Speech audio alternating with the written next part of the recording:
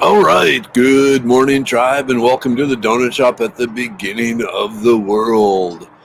I am your host, Dr. Mark Merriweather Vorderbruggen, broadcasting live from Ravenscar, my backyard, hanging out with Chirpy the mockingbird and assorted bird friends. So, good morning and happy Friday. It's like a 30-degree difference from this. Maybe not a 30 degree, it's like 20 degrees. It's 57 degrees here this morning. It's actually kind of warm, but there's storms moving in. The clouds. You missed a really beautiful sunrise just about 10 minutes ago, but it was red in the morning. Sailors take warning. So the storms are supposed to be moving in here to Houston. We'll see what happens. Not big ones. Sounds like there might be a lot of lightning and thunder they're predicting somehow.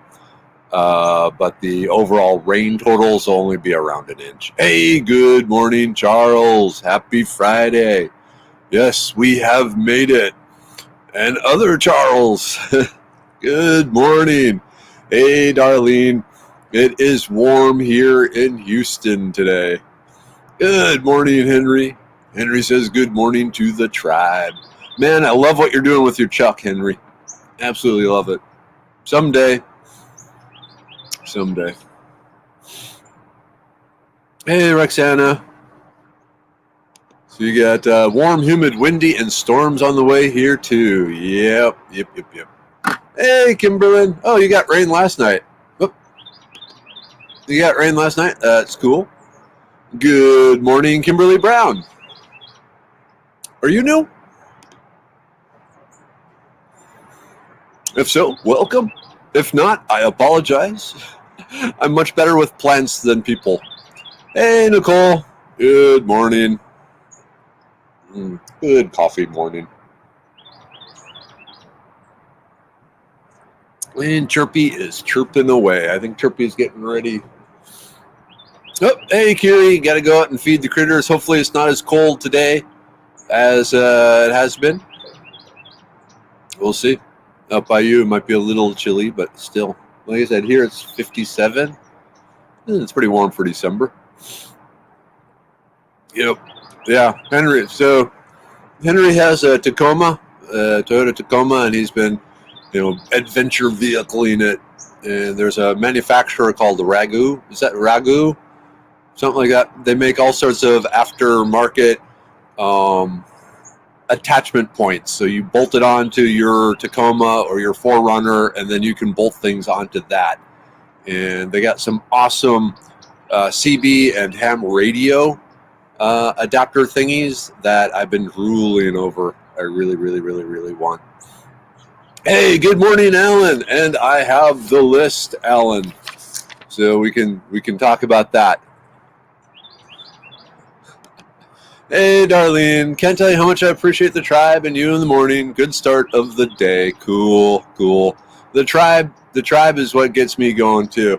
I was looking back, and I actually dug out the first episode back when it was the Donut Shop at the end of the world and watched it. And it was really interesting. How many of you have been here since day one? It was heartwarming.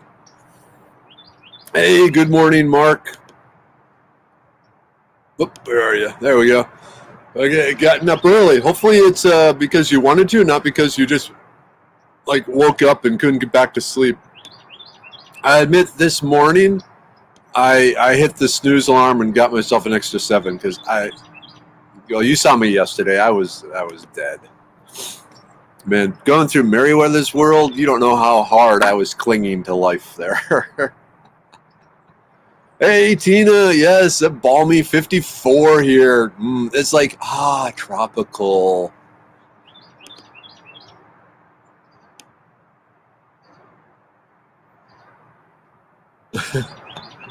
Ooh, just watched a video compilation that included a singing songbird with a mic. Cool. Oh, okay.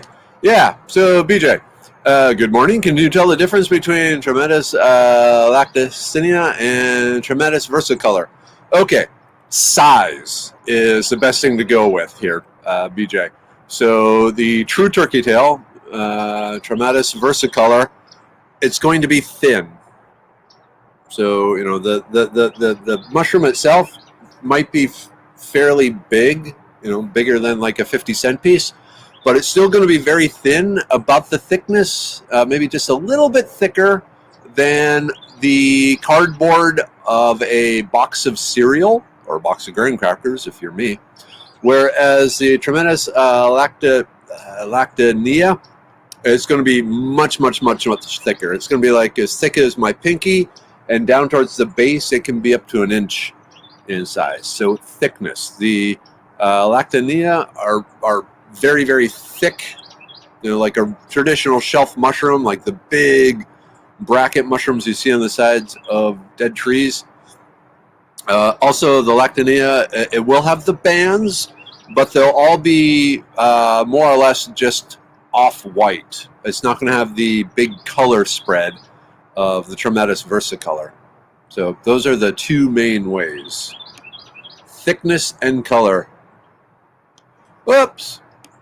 Dad's here. Good morning, tribe. 30 degrees here, but not sure what we're having for breakfast. When in doubt, Dad, go bacon, eggs, hash browns. I made my one egg this morning. So hungry. But, yep, can't go wrong with the eggs. Hey, good morning, Bernice. Ah, okay, cool. Well, welcome to the tribe. Hope you find some reason to hang out here with us. Everyone is very welcoming. So everyone say hi to Kimberly. Thank you. Make her feel as one with the all. Yeah, there are several Kimberlys here. Oh, good. Whoops. Okay, S. Cloudy but not raining yet. Kitties did great with their surgery. Snip, snip, snip. Thank you for doing that, by the way. There's so many strays and unwanted animals in the world, so truly the fixing them is the right thing to do. I had to think there for a second of a family-friendly word. Some of the videos have been dinged as not for kids, and so you have to click the little I'm 18 thing to watch them.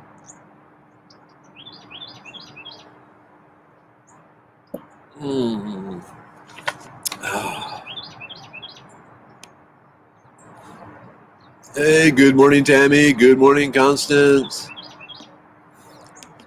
Ooh, any ideas on getting keys from a locked car? No spare, just dropped husband at the hospital for shoulder surgery, and my daughter locked her keys in the car. Have her my car to use, but now the person who usually deals with this is out of pocket. Okay, so Bernice, go onto YouTube and look up, basically how to unlock a car door. You can even put the specific make and model. You will be surprised at kind of how easy it actually is. Not necessarily fast, but fairly straightforward. But YouTube has a whole bunch of videos on how to unlock car doors. Using everything from just coat hanger to tennis ball to an inflatable air bladder, all sorts of different things like that. So yeah, YouTube teaches. Let's see. Good morning, Tamara. I still think we need to pitch you to either PBS or another network. I've tried with one of my friends in LA. Anyone out here with more connections? It's funny. One of my classmates from St. Michael growing up, for a long time, she was the booking agent for the Oprah show and the Dr. Oz. Either Dr. Oz or the balding, mustached psychiatrist guy. One of the Dr. Phil. One or the others. But she ended up stopped doing that right about the time I started doing this. So we'll see. But yeah, that'd be cool. Like I said, growing up, back in my grad school days, seeing Wayne's World, and that was one of my dream things, where I start out with my own show, here in my house, and someone likes it and picks me up as a real show.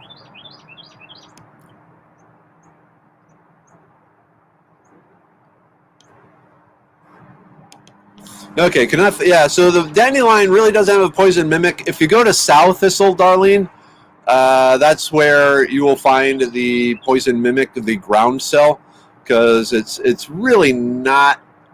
If you know that dandelions just have one flower on the stem, you're not gonna fall for the poisonous mimic ground cell. So check out the sow thistle, because that's the one that it looks closest to. I need to revamp that too.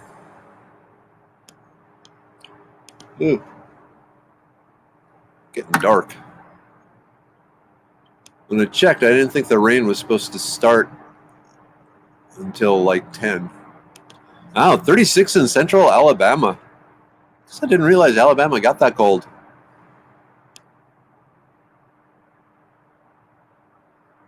Hey, Mike. Good morning. Thank you all for greeting, Kimberly. Yeah, goldenrod rated NC-17. Oh, here's good advice from Mark. A dealership can get the key code and make a car key. So I guess is it part of the VIN number, Mark, or where do they get the key code?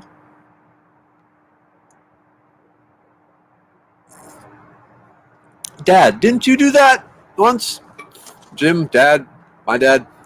So, back in the Boy Scouts, we used to drive 4 hours up north to northern Minnesota to Mini Point Scout Camp. And Dad was one of the adult leaders that would come up with us. And one year, one of the boys could only stay half the week, and then he had to get somewhere. So halfway in the week, then Dad drove Brian Guzzo to a train station or a bus station and drop him off so he could, get back to wherever he needed to go. And Brian was on the bus, on the train, whatever, heading back, reached into his pocket and discovered my dad's car keys. Somehow, he had the keys, and so Dad was trapped, up in northern Minnesota. But I think he was able to talk to a local car dealer who actually was able to do what you just said there, Mark. But that was a long time ago. I'm sure it still works here now. I'm sorry, April. Trying the yarrow tincture. Let's see what that does for you. Do you have any hops? Sometimes those help too. But not like beer, but like a hops tincture. Hey, good morning, Donna. Yep, ginger for the tummy. All right, Chris, you are here. I have the list. All right, so let me just see. All right. Woke up with a headache too, but comes from a very, very angry spine. Planted 8 more trees yesterday. Chinkapins, Chickasaw plums, Mayhaws, Pawpaws. Oh my, but my back is extremely angry and my left leg has left the building. Yikes, but it's going to be worth it. Hey, good morning, Kathleen. Okay, so Chris, you had asked about flavors. And so, like I said, I have my, I don't know if you can see it here. The Flavors of Texas Plants document. And so I'm pretty proud of it. I don't know if you can see it here. So it has the plant, the part, the primary flavor, and the secondary flavor, and the season, and is it a Texas native, and also what book it's from. So, the bay leaves. If you're out, did you say you're out in East Texas there, Chris, or your friend is out in East Texas? Bay leaves, like the wild bay trees we have here that are related to the culinary bay. So they have kind of a bay flavor. The nuts, the roasted nuts of the bay tree, which there still might be some around right now, have a primary bay flavor and a secondary coffee flavor, which are really good. Let's see, season. So winter, Bethany, just going to be kind of an herbal green. Black walnut. So the sap boiled down is sweet and then somewhat medicinal. Let's see, winter spring. Ooh, burdock. Yeah, burdock. You probably have to get that from like an Asian market where you're at. But the roots kind of bitter and then herbal. And then the seeds, which will be available in a few months, are more of a nutty flavor. Man, Chirpy's loud this morning. Carolina buckthorn. Yeah, I don't have that on the Foraging Texas yet, but the I guess we're the fruit is sweet, and then the secondary flavor is strong. Look up Carolina buckthorn. Of course, cedar. You got the the juniper sort of flavor going on. The chaste tree. The seeds are peppery, and then the second flavor is herbal. There's probably still a lot of chaste tree seeds out there. The dandelion. Of course, the roots, the leaves, the flowers all have primary bitter and then secondary herbal or floral type flavors. Dandelion flowers. Actually, yeah. Dandelion flowers right now, that would be awesome. Hawthorn berries have a sweet, fruity flavor. That's always good. The hickory nuts have a hickory flavor. One of the things I've wanted to try is pipe the smoke from some smoldering hickory through an alcohol and make, like a smoked vodka or maybe a smoked tequila, or maybe a smoked whiskey. Ooh. You know what would be good is a smoked honey whiskey. Yeah. Hey, good morning, Julie. Yep. Lots of, like I said, there's 11 pages here. No, wait, is it? No, there's 6 pages. Sorry. I shrunk it down. What else do we got in the winter here out by you? The maple seeds from your maples out there. Get a maple flavor. Ooh, the different wild mustards, especially the root, like the bastard cabbage that's out there right now. So it has kind of a horseradishy sort of flavor and spicy. So that could be an interesting bastard whiskey. Oh, yeah. Mesquite smoked tequila, Roxana? Yeah, I think that has some potential there. Or even the Sotol tequila type stuff from Desert Door. That would be interesting. Oh, pine. Definitely pine. I played around with pine infusions. Really tasty. The pine leaves, the green pine cones, even the sap. Fall, Chickasaw plum, we're probably past then. Prickly pear, the fruit, if you can still get those, that's actually fairly common. Okay, how does cat's ear root coffee taste? Would be my description of it. It's not as good as the dandelion. It's kind of on par with the chicory. So, yep. Let's see. Ooh, reishi mushroom. It's a little late for that. Sassafras, the sassafras roots. Get yourself some root beer whiskey. Ooh, actually playing around with that. Ooh, like some sassafras with some bay leaves. I'm just blending the flavors in my head. I'm thinking that has potential. Let's see, trifoliate orange. The fruit right now, the trifoliate orange is probably still available. You can get a good zest from the skin. Oh, that's what. Okay, that's good there.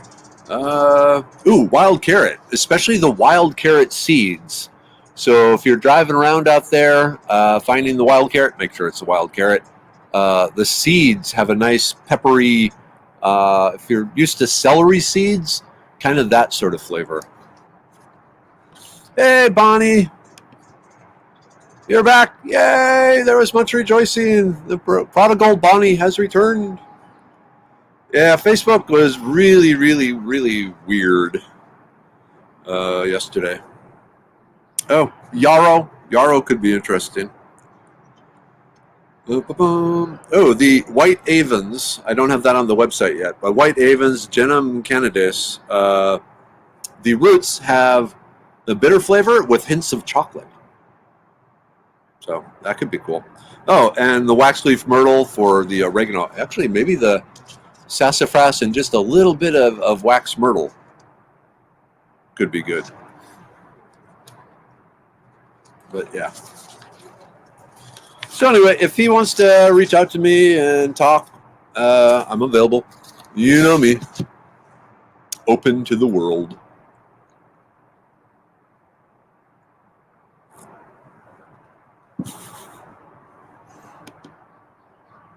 Okay, lost another sassafras tree. John asked if I wanted it to go in the burn pile. No.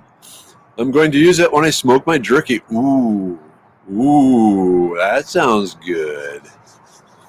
That sounds good. Hey, Bonnie. So, try remember Chris Holkett has a friend that wants to make some like herbal flavored alcohols, and so we were discussing different Texas plants and their flavors. Actually, I work with a lot of distilleries, and so I have a spreadsheet set up of primary and secondary flavors of Texas plants, and so I was just throwing some ideas his way to pass on.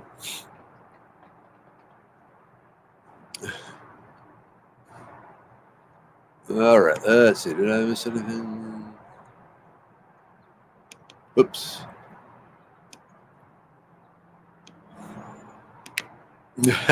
Love spreadsheets. They give you so much information in concentrated form. I've learned so much about business by doing budgets and projections for one of the bosses. Heck yeah. Heck yeah. I love data. Ooh, yeah, smoked brandy or a smoked port. That would be interesting.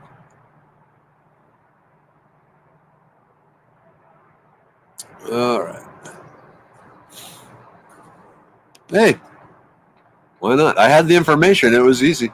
Plus, it gave me something to talk about. Like I said, I always worry that, there won't be any subjects. So every time I have something I know I can talk about in advance, it takes a weight off my shoulders, Chris. So thank you. But yeah, there's a lot of good flavors out there. Some require a little more experimentation and playing, but that's half the fun. Mm. Also, Chris, what I recommend if you're close friends with this guy, for Christmas, if you go to the Foraging Texas Amazon shop, so amazon.com/shop/foraging Texas, there is a section about alcohol and from wild plants. And depending on how much you want to spend, I would suggest either the Pascal Baldeur's book, the Wildcraft, was it Wildcrafting Brewing, or the Ellen Zakos's book on homemade bitters, or the Amy Tan book on wild cocktails. But anyway, there's some choices there. So, yeah, it's the science of flavors is really cool because you are trying to appeal to a large swath of people who have very different taste sensory abilities and sensations. And then there's the reason I have both the primary and secondary flavors on here is because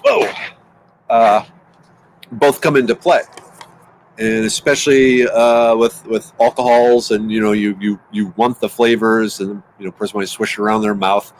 The people who formulate things like gin really need that sort of information. Way back when I was unemployed, one of the companies that I interviewed at was called Cricket, and they make basically herbal power bars. So, like energy bars with an herbal twist. but they were located up in Mesquite, Texas, maybe even farther away than that. And so it didn't I couldn't move. But we had long discussions because a big part of what they do, it's actually the biggest part of what they did and what they needed a researcher to do was work out the flavor profiles and the flavors and come up with the proper blend for the right flavor. So there was a whole lot of flavor research in my life there for a short amount. But like I said, they were too far away and they weren't paying enough to move. So okay, gotta go get Grand Girl. Cool. I hope you all have an amazing weekend. I'm counting you to bring home the bacon. Wow. Hoping. But if not, I'm counting on you to fix me up. Okay, so is the spreadsheet on the website? No, it is not. It's one of the things that I charge for to, I don't give it away to breweries and so forth for free because there's a lot of information there, and it's usually in the past it's only been companies that are interested in it, and so they're willing to pay me for it. So I don't give everything away free.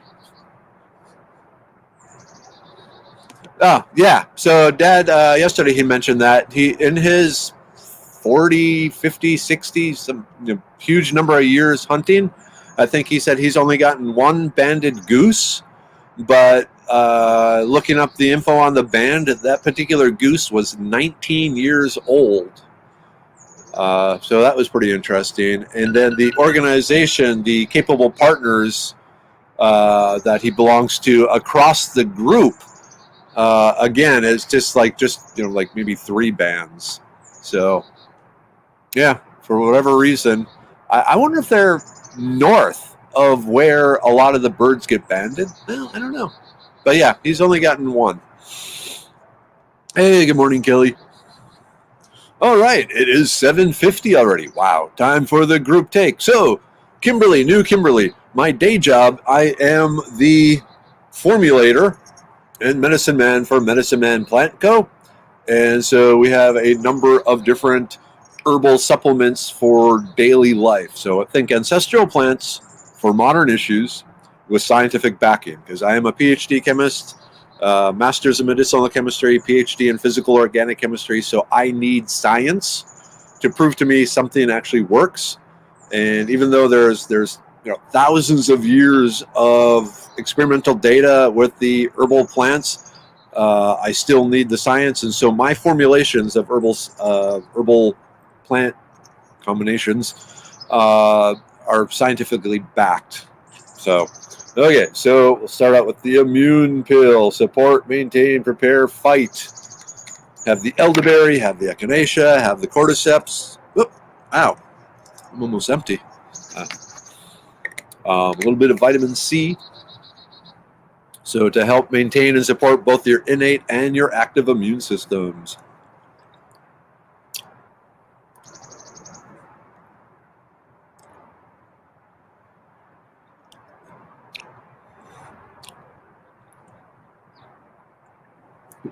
All right.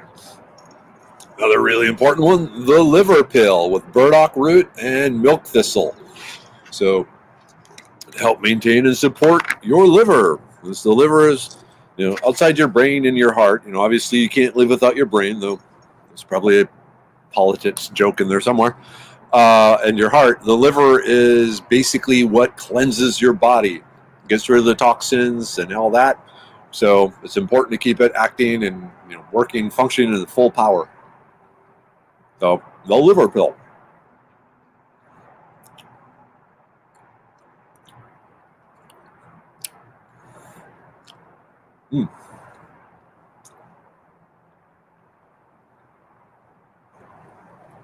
I admit they're pretty big pills because to get the dose you need.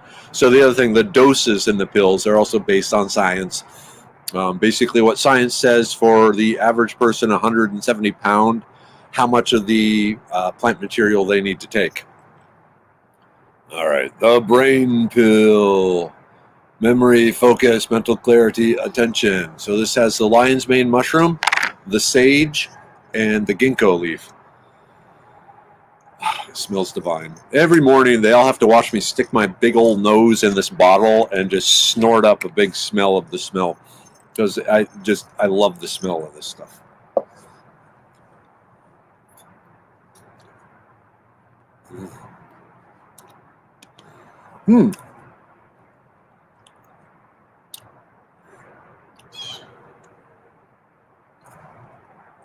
Anytime you're ready, Nick. So we're just starting that phase of the business to reach out and do joint thingies. So heck yeah, we'd want to do something with y'all. Okay, Bernice, good luck with it. And yeah, I think you'll be successful. I think you'll be scared once you realize how easy it is. Okay, so the Medicine Man, they are capsules.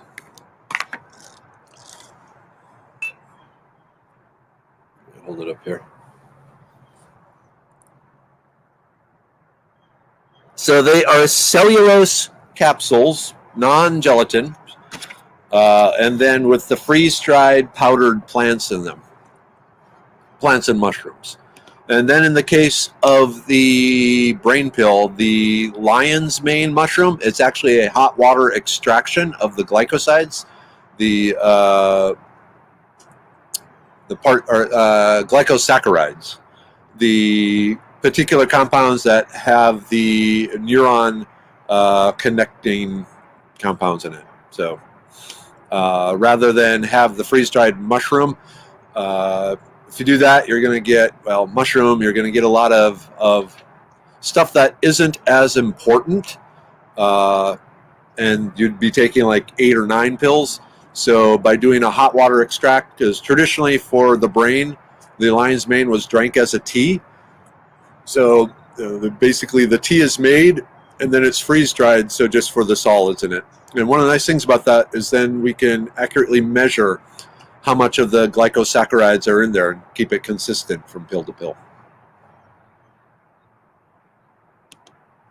Okay, either I'm uninformed or Facebook is not allowing me to send more stars. I have no idea.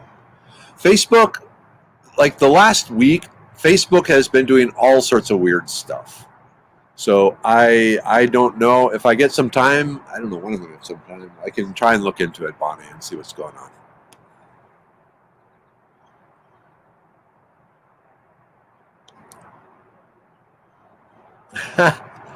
Ooh, that smell. Can't you smell that smell? I can't remember the rest of the words of the song, though. Yeah. So the first chemist extracted components from ingredients to make perfume. Shouldn't be hard for modern chemists to conceptualize. You could be wearing the brain pill scent. And actually, I've considered that, Jonathan. The rubbing one of the brain pills inside like a mask, because I think that would be good. All right. Okay, so Nick,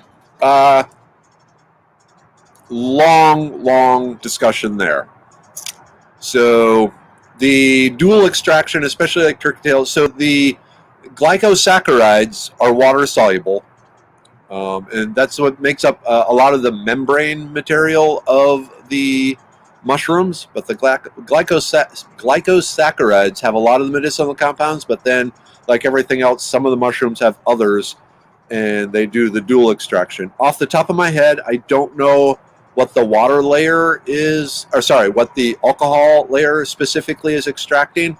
I'd have to look up into the scientific papers to double check on that.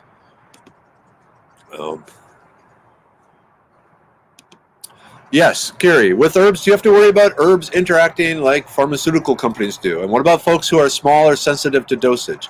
I got a Hispanic friend who is severely poisoned, overdosed by a prescription drug. I've read Hispanics tend to be more sensitive. I'm not sure about more sensitive, but that's interesting. But yeah, I mean, because in the end, it's molecules, interacting with the molecules in your body and trying to get your body to do something differently. So the herbs have power over your body, and it is possible to have herbs that fight each other or react badly with each other.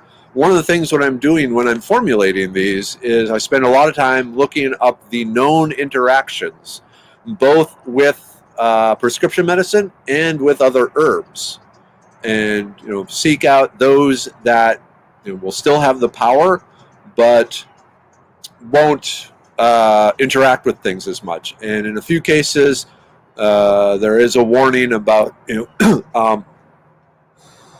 like mainly like the burdock. It can be a bit of a blood thinner, and so just if you're on warfarin or some other blood thinner to avoid it. And then of course the immune pill if you have an autoimmune disease. As far as dosage, yeah, if you're a smaller person, if you're like under 110 pounds, drop one of the capsules off. What's often a good thing is you start, when you first start out, go with one, and then after a few days, take one a day, and then two a day, and then three a day, up until whatever is recommended. Okay.